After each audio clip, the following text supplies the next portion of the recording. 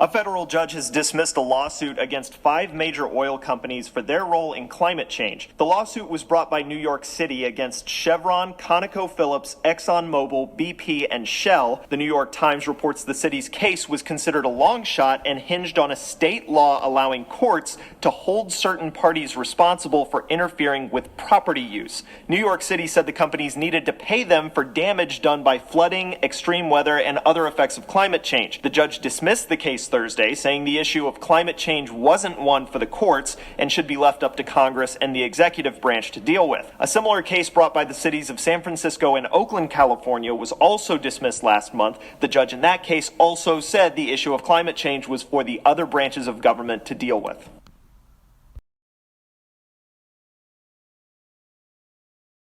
Maybe this will motivate you to work out.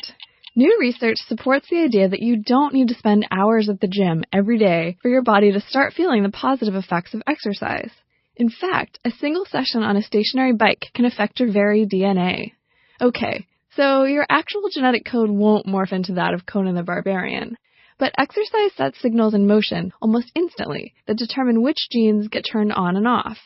These, what are called epigenetic changes, signal to the muscles to, well, tone up. The study is in the journal Cell Metabolism.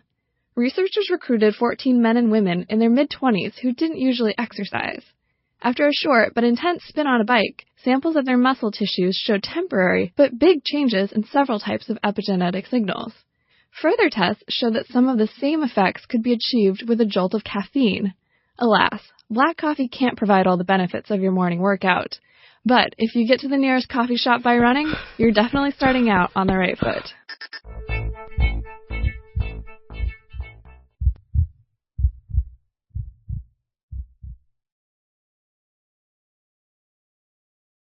For some people, this proposition may seem far-fetched, but ending poverty is both morally necessary and actually feasible.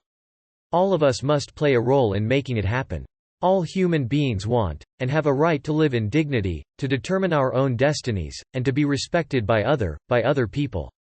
Despite the universality of these rights, our capacities to fulfill them vary enormously, and no dividing line is more profound in influencing the quality of our lives than the gulf between poverty and prosperity.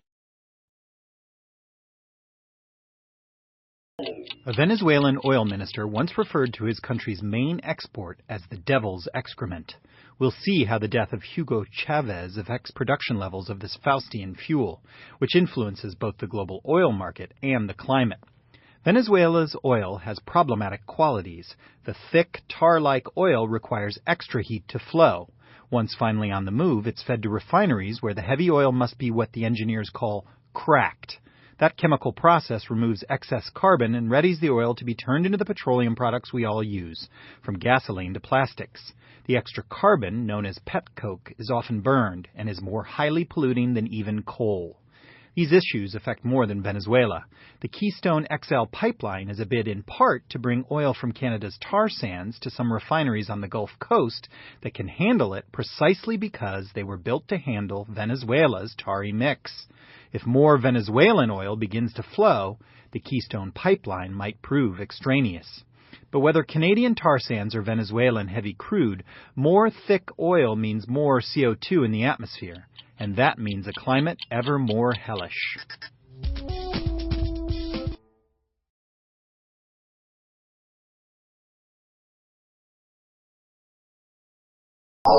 For a brief moment, it was the robot king of Mars. Then it shut down unexpectedly and was lost for good. Back in 1971, the Soviet lander Mars 3 scored the first soft landing on the red planet, but it operated for only about 15 seconds and then failed. Since that time, Mars 3 has been little more than a historic interplanetary paperweight, its exact resting place unknown. Now a team of amateur researchers may have located the defunct lander. Using imagery taken by NASA's Mars Reconnaissance Orbiter in 2007, the searchers spotted an object that could be Mars 3. Nearby, they also turned up what may be the lander's descent module and heat shield, as well as an unusually bright spot that could be the parachute. All 4 items are in the expected landing area. A follow-up photo of the region acquired by the NASA orbiter in March has strengthened the case, but the researchers will keep poring over the available imagery to make sure. Unfortunately, there's no way to get a closer look, because the current robot king of Mars, the Curiosity rover, is thousands of kilometers away.